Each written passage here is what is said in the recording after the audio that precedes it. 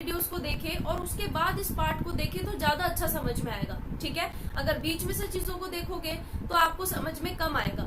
चलिए, तो अगर किसी ने स्टार्टिंग से नहीं देखा तो वो स्टार्टिंग से देख लेना। अब हम आगे की चीजें शुरुआत करते हैं। मैंने कहा था कि देखो कुछ क्वेश्चंस हमको करने हैं। हमने बेसिक बातें सारी पढ़ ली, लेकिन कुछ क्वेश्चंस हमको देखने थे कि भाई और कैसे एग्जाम में क्वेश्चंस बनते हैं, क्या क्या हमसे पूछा जाता है, तो वो क्वेश्चंस और देखने हैं। तो चलिए देखते हैं, पहला क्वेश्चन करते हैं। पहला क्वेश्चन है, लिखिएगा कि P और Q से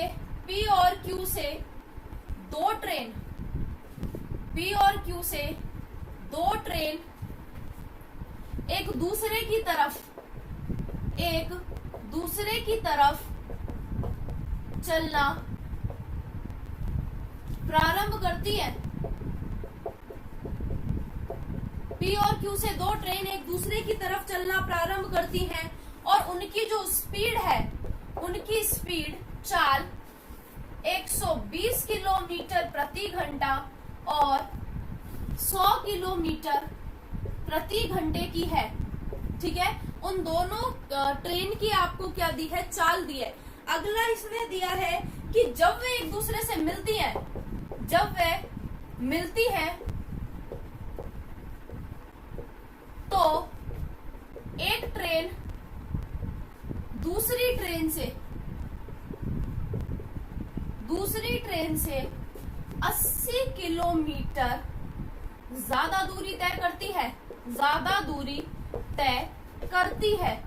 तो आपको बताना ये है कि P और Q की डिस्टेंस क्या है, P से Q तक की डिस्टेंस क्या है, दूरी क्या है, ये क्वेश्चन है। ठीक है, मैं क्वेश्चन फिर से रिपीट करती हूँ। P और Q से दो ट्रेनें स्टार्ट होती हैं और एक दूसरे के विपरीत चलना शुरू होती है। अगर दोनों की चालें आपके पास दी है, एक की 120 है, दूसरे की है आपके पास 100, तो आपसे पूछा है कि जब वो ट्रेन मिलेंगी, भाई अगर एक दूसरे की तरफ चल रही है, इसका मतलब ये हुआ कि P और Q के बीच में कहीं जाकर वो मिलेंगी। तो जब भी वो मिलेंगी, तो जब मिलती है तो पहली ट्रेन दूसरी ट्रेन से क्या होती है, 80 किलोमीटर की ज्यादा दूरी तय करती है। और वो करेगी, क्यों करेगी, क्योंकि एक की स्पीड ज्यादा है, जिसकी स्पीड ज्यादा होगी वो ज्यादा दूरी तय करेगी। तो कितनी दूरी करती है, 80 किलोमीटर ज्यादा दूरी तय करती है। आपको बताना है P और Q की डिस्टेंस क्या है, बताइए भाई।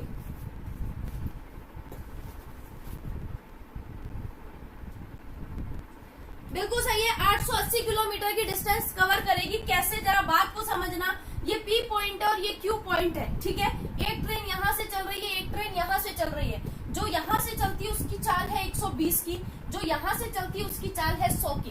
अब मुझे बताओ, जब भी ये किसी पॉइंट पर मिलेंगी, मान लो ये इस पॉइंट पर मिलती हैं, तो जब भी ये मिलेंगी तो ऐसा थोड़ी है कि ये कुछ देर चलेगी और ये कुछ देर अलग अलग टाइम के लिए चलेगी।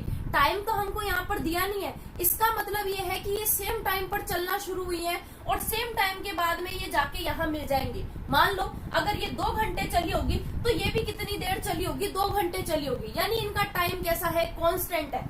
अब हमको बात यही समझनी है कि अगर टाइम बराबर है तो फिर कौन कितनी दूरी चल रहा है। तो मुझे बताओ, ये जो स्पीड दी है आपको किलोमीटर प्रति घंटे की दी है, इसका मतलब क्या हुआ कि मैडम जब पहला घंटा आएगा, फर्स्ट आवर में ये जो दूरी चलेगी वो 120 की चलेगी, ये P से जो चल रही है, और जो Q से चल रही है वो कितनी दूरी चलेगी, 100 की दूरी चलेगी पहले घंटे में।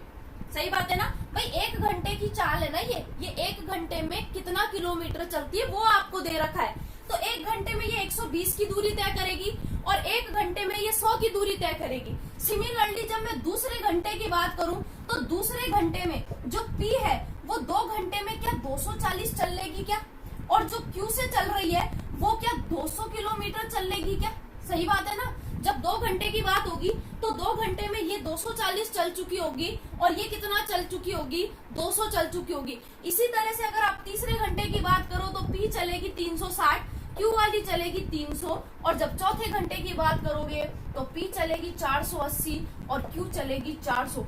ये बात समझ में आई है क्या, बोलो भाई, ये बात आपको समझ में आएगी क्या। ये पहले घंटे की बात है, ये 2 घंटे की बात है, ये 3 घंटे की बात है और ये 4 घंटे की बात है। इसका मतलब क्या, बोले मैडम आप ये कर क्या रहे हो, बोले मैं ये देख रही हूँ कि मेरा 80 का, ये 80 किलोमीटर का डिफरेंस कब आता है, जिस भी टाइम पर आएगा वही टाइम हम ले लेंगे।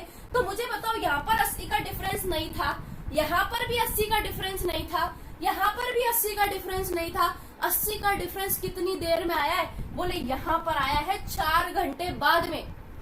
इसका मतलब क्या कि ये भी 4 घंटे चली होगी और ये भी कितनी देर चली होगी, 4-4 घंटे चली होंगी। क्लियर है क्या बात, दोनों ही कितनी देर चली होंगी, 4-4 घंटे चली होंगी। तो अब मुझे एक बात बताओ, आपके पास में सारी चीजें, आपके पास में स्पीड है, आपके पास में टाइम है, क्या आप डिस्टेंस निकाल सकते हैं क्या? भाई P की और Q की डिस्टेंस निकाल सकते हो। अगर मैं P की बात करूं तो P की चाल है 120 की, गुणा कर देंगे 4 से, तो मुझे बताओ क्या 480 किलोमीटर की डिस्टेंस आ गई क्या? ये वाली, ये यहाँ से लेके यहाँ तक की जो दूरी आई है, क्या ये 480 की आ गई क्या? ऐसे निकालते हैं ना, ये क्या है, डिस्टेंस निकालना है तो स्पीड इनटू टाइम ही तो करते हैं।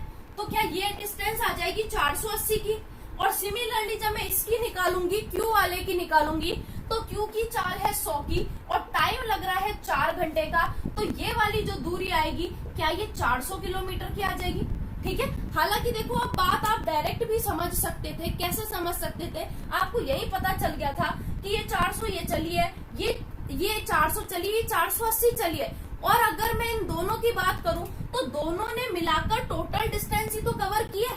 ठीक है, तो मुझे बताओ, ये निकालने की तो आपको जरूरत ही नहीं थी ना, ये निकालने की तो आपको जरूरत ही नहीं थी। अगर आपने इतना काम कर लिया और ये लास्ट तक आप यहाँ पर पहुंच गए हो, तो आपने दूरी वैसे भी निकाल ली कि भाई इसने 480 चलाए, इसने 400 चलाए, तो दोनों की ऐड कर दो ना, यहीं पर ही ऐड कर दो। ये टोटल दूरी कितने की आ जाएगी, 880 की आ जाएगी। यानी P से लेके Q तक की जो दूरी है वो कितने की होगी, 880 किलोमीटर की होगी। क्लियर है बात, समझ में आ गई? चलिए आगे देखो, अगला क्वेश्चन देखते हैं फिर। ठीक है, ये मिटा दे।